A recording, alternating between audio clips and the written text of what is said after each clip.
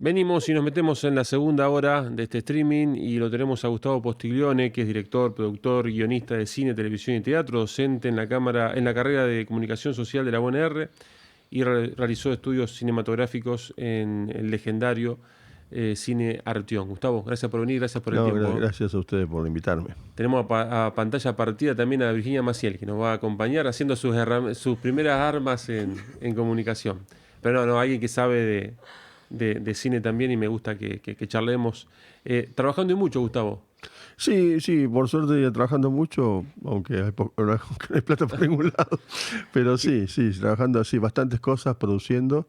Creo que la única manera de llevar adelante esta realidad compleja es hacer cosas, ¿no? Entonces, bueno, eh, tratamos de que eso suceda, ¿no? De que se produzcan hechos, películas, Ujú. libros, lo que uno pueda ir avanzando sobre ese tipo de herramientas que uno tiene en la mano y que sabes, o Claro. por lo menos intentás saber trabajar. Ujú. En la nota anterior, bueno, nada que ver, ¿no? El tema, pero sí, de alguna manera se une esto, ¿no?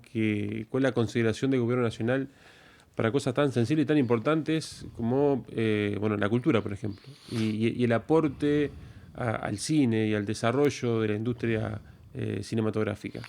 Sí, lo que pasa que lo que hay que entender y que creo que a veces es lo que no se entiende y que yo digo que el gobierno nos puso a nosotros, subió un ring que no queríamos subirnos, ¿no? Claro. Es porque yo lo estoy diciendo hace bastante, el artista, el trabajador de la cultura, quien genera cosas dentro de lo artístico, siempre fue una persona empática con la gente, siempre nadie odiaba a los artistas, ¿no es cierto? Era una persona con la que el público, la gente, el pueblo siempre era como referencia, ¿no es cierto? Hablamos de cine, hablamos de música, de literatura, y ahora parece que el rol del artista está cuestionado, como si fuéramos personas que le estamos haciendo mal al país, ¿viste? Como que es raro, ¿no? Se puso en duda cosas que estaban totalmente resueltas dentro de lo que uno entiende como el rol que se ocupa dentro de la sociedad. El arte en sí, la producción artística o el rol del artista siempre es poner un espejo, ¿no? Frente a la realidad. Eso lo decía inclusive en la obra Hamlet, Shakespeare lo plantea en un momento. Y es cierto, ¿no? Si uno pone el espejo frente a esa realidad, el espejo se pone de mil maneras, a veces reflejando la propia realidad inmediata y a veces de manera metafórica, ¿no? Y yo creo que lo que se quiere hacer ahora es sacarnos del espejo, ¿no? Que no nos veamos, que no nos reflejemos, que nos reflejemos en otros espejos que no somos nosotros. ¿Y qué pasa cuando no tenemos el espejo, cuando no nos reflejamos? Y desaparecemos, no nos podemos ver. Y cuando no podemos ver, ¿qué perdemos? Y perdemos lo que somos, que es la identidad. Y creo que eso es un poco la base de todo esto, ¿no es cierto? El rol que cumple el cine, la literatura, la música, es ser, digamos, el espejo de nuestra propia identidad en un país. Y ningún país realmente que se considere como tal lo ha dejado de proteger, digamos. Y no estamos hablando ni siquiera, estamos hablando de países inclusive hipercapitalistas como Estados Sí. Unidos, que de hecho hasta vos vas a producir el cine en algunos estados de allá y te devuelven hasta el 70% de la inversión. No estamos hablando, digamos, de un lugar, llamémoslo, más socialista, entre comillas. Y si vamos al caso, Francia defiende la cultura cinematográfica de una manera impresionante. Europa, en muchos países también sucede esto. Por ejemplo, Inglaterra tiene leyes de protección para la cinematografía propia.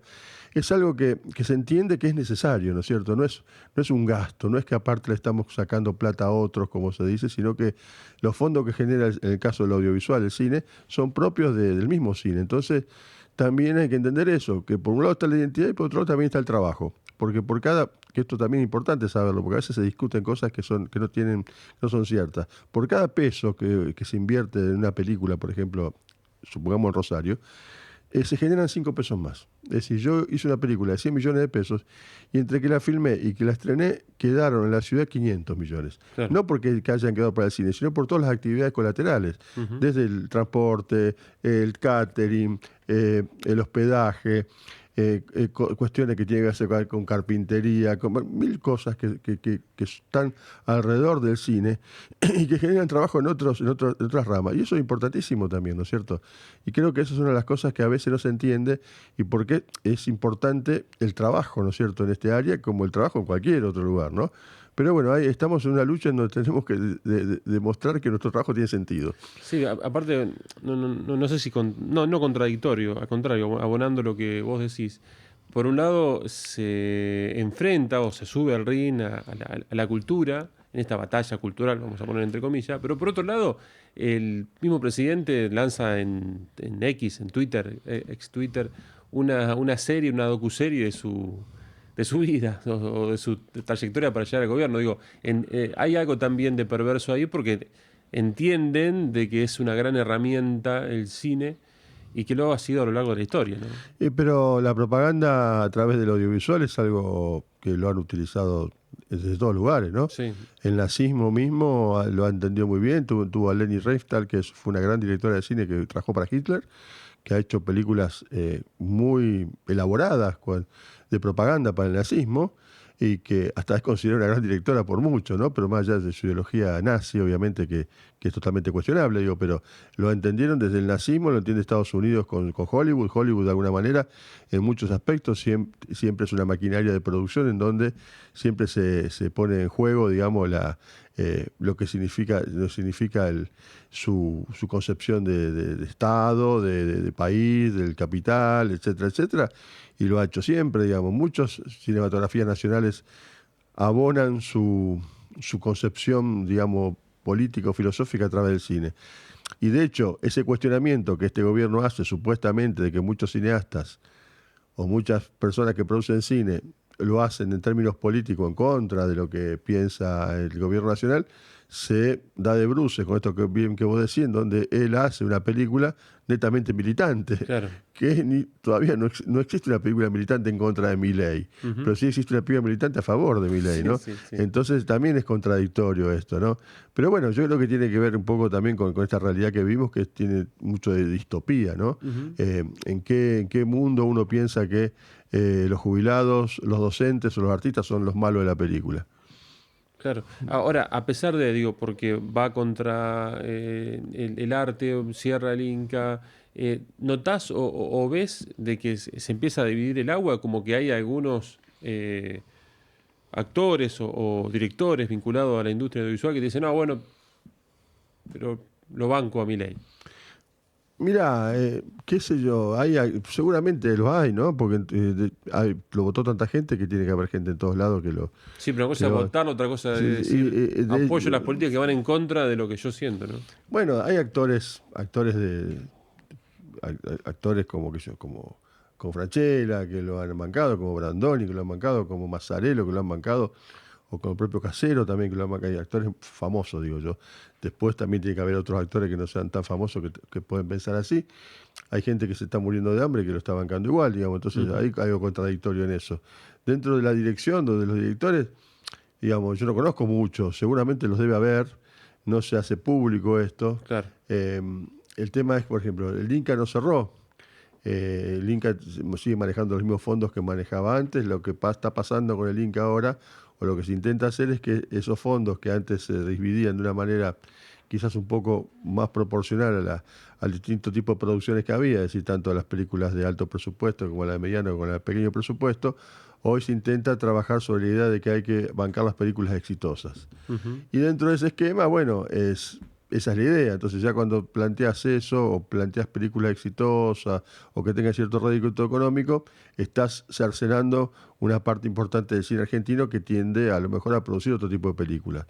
Y esa es una discusión, ¿no es cierto? Que es una discusión que se está dando, ¿no? Que la estamos dando. Y cuando se produzcan esas películas, llamémoslo exitosas, entre comillas, seguramente va a haber algunos que van a estar más beneficiados que otros. Es indudable. Claro. Quienes producen con las plataformas digitales o que tienen esa posibilidad de producir con determinados fondos, no les va a tocar demasiado eh, sus intereses. Y bueno, yo creo que ahí también puede haber una división de aguas, pero bueno, todavía no lo sabemos. Creo que Ujú. estas cosas, hoy por hoy, digamos, la industria cinematográfica está bastante unida en términos de ideas. Pero bueno, esto también tiende a resquebrajarse por todos lados, ¿no? Tomo lo que dijiste y corrijo, ¿no? Desfinanció, no cerró Sí. el Inca. No, pero en un momento también se habló de que lo Sí, iba a sí, sí, cerrar sí. digamos que, a ver, si vamos al caso, el dinero que venía al cine hasta el año pasado sigue entrando Claro. y va al mismo lugar. Es decir, no, no es que sacó una parte y la mandó a otro lado. Sí es cierto que quizás también los ingresos son menores, pueden ser menores, y no tanto, porque, ¿qué sucede? Y la misma crisis hace que haya menos, digamos, menos entrada vendida, Claro. un montón de cosas que son los lugares donde se recauda la plata, ¿no es cierto? Porque el cine se vive del propio cine. Y que puede suceder eso también, ¿no es cierto? Pero también hay una herramienta que nosotros estamos proponiendo hace mucho tiempo, que es que las plataformas que vienen acá y que nos cobran a todos nosotros por mes, por ver películas, se llevan la plata. Y entonces, y no solo se llevan la plata, sino que no dejan plata para la producción, como deberían dejar. Las plataformas funcionan como los cines. Los cines dejan el 10% de la entrada. Las plataformas deberían dejar un porcentaje también de lo que venden, porque hoy reemplazan en gran parte a los cines. Por ley debería ser así. Y a su vez tener espacios para el propio cine nacional dentro de esas plataformas. Suiza, por ejemplo, lo hizo, lo estableció. Hablamos de Suiza, no estamos hablando de... Y que condicionó de alguna forma a Netflix y a algunas plataformas para en beneficio del cine suizo. Digo, países con una historia, digamos, fuerte en cuanto al espacio que ocupa dentro de la geografía planetaria. Lo mismo que Francia, Francia no deja que muchas películas se produzcan por ejemplo, en Netflix, que no se estrenen en los cines. ¿Viste? Hay una serie de cuestiones ahí que son interesantes como para tener en cuenta, pero bueno, eso es algo que nosotros también estamos pidiendo. Lo que pasa es que hoy por hoy este gobierno no le va a pedir a las plataformas que dejen algo acá. Todo lo contrario, Claro. que hagan lo que quieran. Entonces, bueno, eso va a ser un retroceso porque en el mundo las plataformas digitales están de alguna forma determinando la producción cinematográfica. Y si no podés, digamos, de alguna manera tener un control sobre eso, lo que va a pasar es que van a ir sobre nuestra propia producción. Te empezamos a admirar con el asadito. Del 97 a esta parte y con este auge de las plataformas. ¿Ves una producción hoy como el asadito que se pueda hacer para una de estas plataformas que están dando vueltas? Mira, yo creo que la producción en términos generales se ha diversificado tanto que hay de todo. Vos entrás, quizás no hay de todo en términos de multiplicidad de miradas, en el sentido de que vos entras a una plataforma hoy, quizás las más famosas, digamos, Netflix, Amazon, HBO, o Disney, y lo que ves es que mucha cosa parecida. Entonces no hay quizás tanta diferencia de miradas en la producción. Pero a veces aparecen otras plataformas, otros lugares donde se encuentran cosas. Lo que sí hay, en términos de producción, un acceso mayor a la posibilidad de hacer que antes no había. El caso del celular, por ejemplo. Hoy yo ya hice un par de películas con celular y el celular hoy es una herramienta de trabajo que antes no existía. Vos en una mochila podés tener la cámara, el equipo de edición, el sonido, etcétera, y pasar una película con lo que tenés montado en la mochila. Y después celular, dron y esa película, imágenes. Y esa película la mostrás en un cine y tiene la calidad de cualquier película cinematográfica. Eso está comprobadísimo. Lo hemos hecho nosotros y lo han hecho Hollywood, así que está. Entonces, ese acceso a la producción significa que, bueno, el asadito hoy sería mucho más fácil de hacer en términos técnicos, ¿no es cierto? Porque nosotros el asadito la filmé en película, en fílmico. Claro. Es decir, que una película que había que filmarla con la cámara de cine, revelarla, ver después que había quedado ese revelado, etcétera. Hoy agarrás una cámara y mientras la estás filmando estás viendo lo que sucede y tenés otras posibilidades, ¿no es cierto? Seguramente son cosas distintas. También creo que en ese momento cuando vos filmabas en cine, que yo hice muchas de mis películas hice en cine, estabas más atento a que no podías repetir 20 veces una toma, sino que con 2, 3 o una ya era suficiente. Quedabas a la suerte. Y bueno, y también apuntabas a meter todo ahí, ¿no es cierto? Ahora cuando sabes que la oportunidad puede ser más de una, te puedes relajar un poco, porque si no sale en la primera, sale en la segunda, sale en la tercera. O la décima. Pero bueno, eso es algo que sí la tecnología nos permite, y también permite que mucha gente que antes no podía hacer algo lo haga, ¿no? Porque yo cuando empecé a hacer cine tenías que tener la posibilidad de acceder a un equipo cinematográfico, que a veces lo tenía, a veces lo tenías que alquilar. La película costaba una cantidad importante de plata, cada lata de película costaba $100. Entonces, y después había que revelar, eran otros $100 más. Viajar para revelar. Y viajar para revelar, la tenías que mandar y después ir a buscar. Sí. No sé, una serie de cuestiones que si no tenías una estructura, digamos, llamémoslo económica, mínima para producir, y sabiendo que eso después se podía recuperar de alguna manera, era muy difícil hacer películas, ¿no? Ahora esto se amplió y por suerte es más fácil y por suerte también tenemos más posibilidades. Maciel. Bueno, nada, yo, mi idea, o sea, de la invitación acá de que esté Gustavo también, es porque me parece a mí que él es un director de cine que ha roto muchas estructuras en el cine, bueno, con el Asadito, que fue rodada en un día. 23 horas, sí. 23 horas, 7 amigos comiendo un asado. En realidad era 7 amigos y un invitado especial. Era así, más o menos la venta. Sí, más o menos así. Bueno, y después teníamos con el simulacro que estuvimos hablando antes, que fue una película que se grabó, mientras se grababa ya salía al aire, en la sala Atlas. Sí, fue acá. la primera película argentina hecha en vivo, ¿no? El concepto de cine en vivo se vincula un poco con el teatro y un poco con la televisión también. Claro. Experiencias que se habían hecho un par de experiencias. Una la había hecho Coppola, Francis Ford Coppola, del Padrino, la había hecho en un par de universidades de Estados Unidos como una experiencia así con cortos. Y otra experiencia de película la tenía hecha Woody Harrelson, el actor, que había dirigido una película que se llama Perdido en Londres, que también mientras se filmaba, la película se filmaba en vivo, ¿no? Y después se proyectaba. En el caso nuestro, la diferencia que aprovechamos el streaming, mientras la película se filmaba, ya estaba filmada mientras se estaba haciendo, quiero decir, pero a su vez se estaba proyectando en la sala, en la calle, porque estábamos todavía en una etapa de pandemia que no se podía salir, pero no se podía entrar a la sala, entonces cortamos la calle acá a la vuelta, en Mitre, entre Sarmiento entre Santa Fe y San Lorenzo, una sala en la calle, una proyección en la calle, y a su vez se pasaba en streaming en Octubre TV, en la plataforma del grupo de Página 12, donde la película se podía ver de cualquier lugar de la Argentina. Entonces eso fue una cosa interesante porque, si querés, la película se filmó y se terminó en 82 minutos, creo que fue película, con un criterio que, por ejemplo, el músico tocaba en ese momento, los efectos se hacían en ese momento, la iluminación se corregía en ese momento. Fue muy, muy interesante la apuesta esa, ¿no? Y la película también quedó muy bien para mí. Y se puede ver en octubre. Y se puede ver en Octubre TV, está gratis, se puede ver gratis, no hay que pagar para verla, así que eso en Octubre TV se puede ver por ahí. Y ves ahí con todos estos cambios que bien graficás, Gustavo, con las nuevas tecnologías, ¿ves un cambio ahí?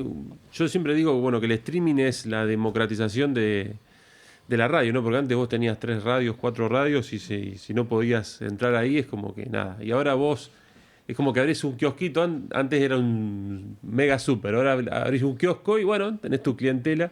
Esto es el streaming. Y vos, con el tema de las producciones, con todas las nuevas tecnologías, ¿hay también una democratización ahí?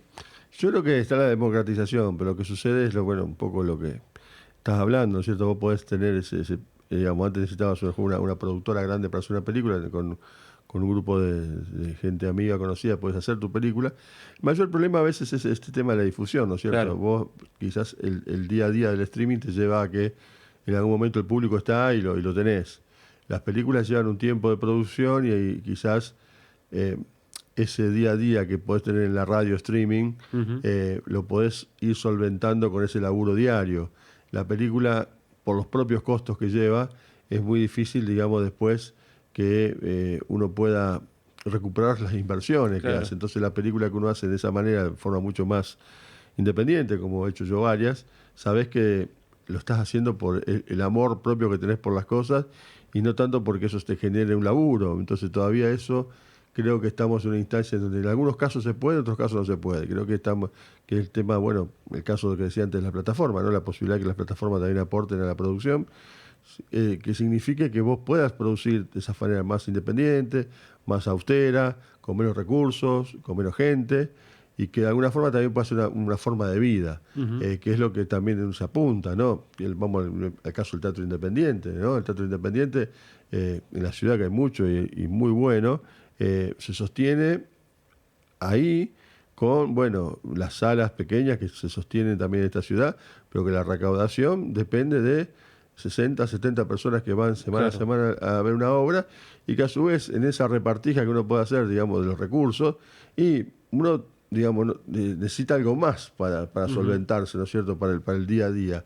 Sin embargo, son recursos. Entonces yo creo que todavía estamos en una instancia en donde, por eso la importancia del Estado en esto, ¿no? Claro. Que el Estado sostenga la cultura, porque las obras de teatro independientes o las películas independientes son justamente ese reflejo que hablamos antes. No es lo mismo, por más que tenga mucho valor una obra de teatro que viene y que se representa en el Auditorio Fundación, Sí. en el Círculo o en el Broadway, que una obra de teatro que la pelea todas las semanas en un teatro de acá, ¿no?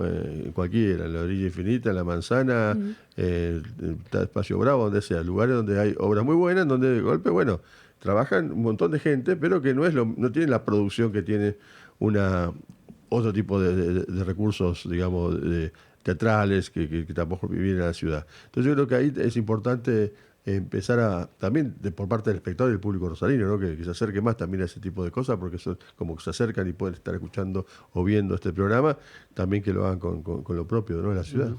Gustavo, y la ley, perdón, Vir, la Sí. ley de cine en la provincia, en esto gravita, digo, es importante. Mira, nosotros estamos trabajando en un proyecto que supuestamente nos prometieron que se iba a aprobar ahora, antes de fin de año, en la legislatura provincial, un proyecto que se vino trabajando con todo el sector audiovisual, con una unidad bastante importante por parte del sector audiovisual, cosa que no se había dado en todos estos años.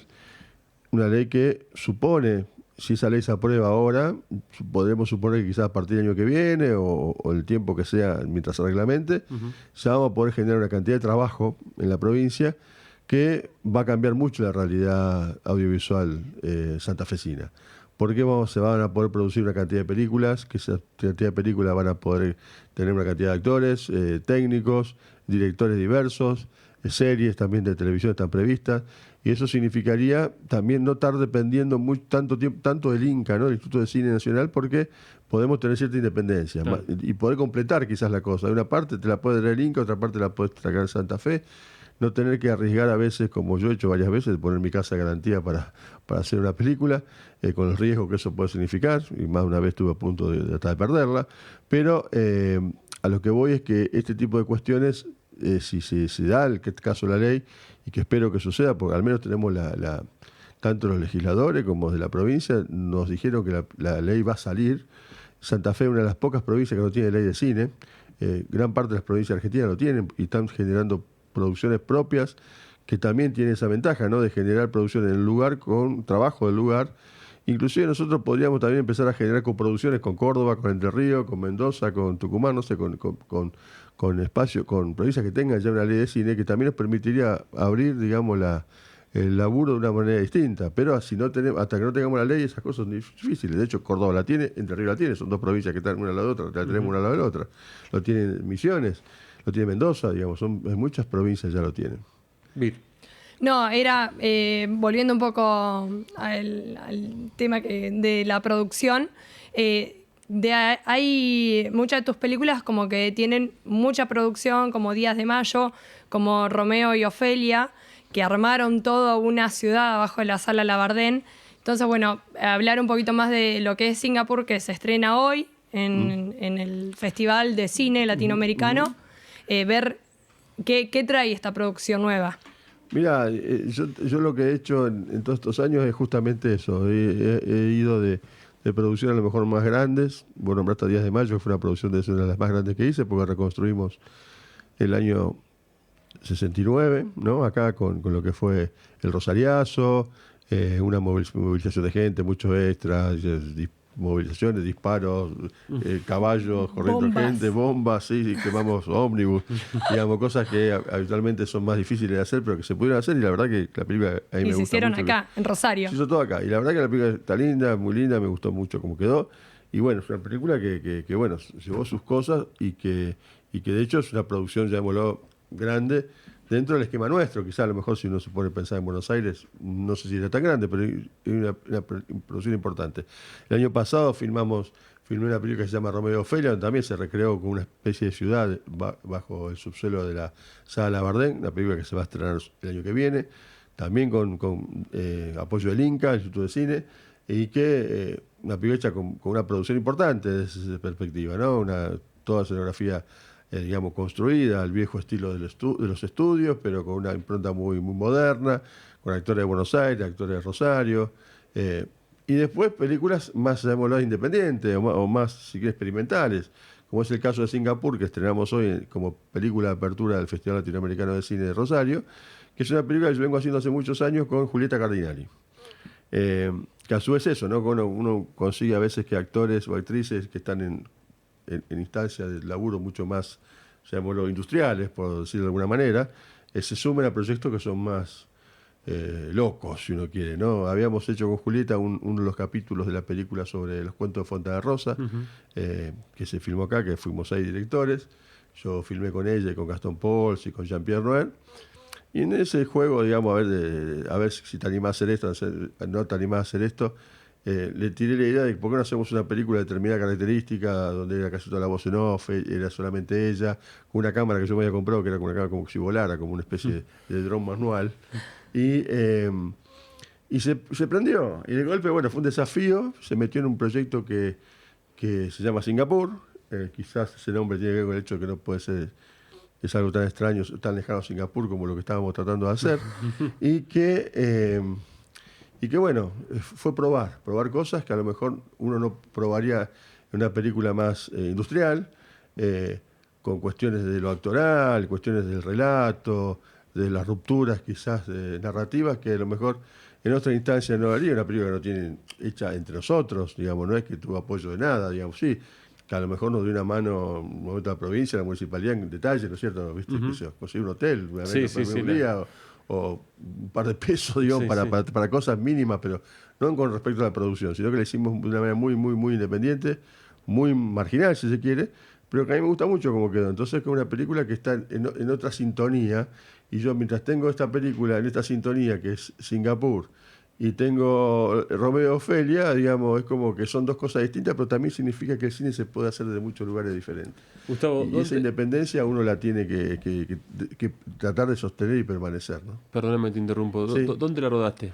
Esta Vemos imágenes ahí. está filmada en Buenos Aires, está filmada acá en Buenos Aires, hay un par de lugares en la casa de Julieta, en el parque, en el jardín japonés. Después acá, estas son unas hechas en Roldán, en Funes, acá en Rosario, en el río, filmamos algunas cosas en el río, una lancha acá en la isla. Bueno, es como una estación de servicio abandonada que hay camino a Funes, muy interesante, que también lo usamos como locación. Creo que todos pasamos y la vemos. Sí. Claro. Y hay algunas cosas hechas con inteligencia artificial. Esto hoy en el Lumière, ¿no? Hoy a las 7:30 en Lumière. La verdad está bueno. Esto acá también, acá a la vuelta, el Atlas filmamos esta escena que están viendo ahora. Bueno, es una película interesante. A mí me gusta por la libertad con la que hicimos. Le hicimos mucha libertad y con muchas ganas de probar cosas nuevas, ¿viste? Entonces, bueno, surgen este tipo de cuestiones. Última, te pregunto, si tenés que elegir entre tele, cine o teatro, ¿con qué te quedás? La tele no. Pero por descarte. La tele no, porque la tele es efímera. La televisión empieza y termina y se terminó. Ya está, no, te olvidaste. El cine y el teatro tienen la cuestión de la trascendencia. Te quedan en el recuerdo, te quedan en la cabeza, en la memoria. A mí el cine me gusta porque tiene esa cosa también, ¿no? De probar cuestiones que mezclan a veces el lenguaje, ¿no? Desde lo propio teatral, si uno quiere, lo literario, la música. Y el teatro a mí me apasiona mucho porque el teatro tiene algo que no tiene ningún arte, o por lo menos ahora ese teatro es imbatible por ahora, porque el teatro va a seguir existiendo. Digamos, el cine puede desaparecer por la tecnología, pero el teatro no, porque la persona, el ser humano arriba del escenario, no lo puedes reemplazar con nada. Entonces el teatro tiene eso de que es una de las artes o uno de los hechos artísticos quizás más antiguos, y sin embargo se sostiene. Es decir, no lo podés derribar. Y eso es interesante, ¿no? Porque es como el músico arriba del escenario. Que el músico vos podés escuchar un disco, dejar de escuchar los discos, escuchar todo por el teléfono, la música, pero el músico en vivo no lo puedes reemplazar por un video. Y el teatro tampoco lo puedes reemplazar por un video. Y el cine, lo vas al cine y de golpe las películas las ves en el celular, las ves en una tablet, las ves en la computadora, las ves acá, y si tenés un buen equipo de sonido, hasta capaz que lo escuché igual que en el cine. Y el teatro no. Entonces, yo creo que a mí me encanta el cine, me fascina porque yo me formé con el cine, pero el teatro tiene esa fascinación que me parece que de lo imbatible, ¿no? Gustavo, gracias por el tiempo, de verdad. Gracias por venir. Gracias a ustedes por la charla. Ya venimos.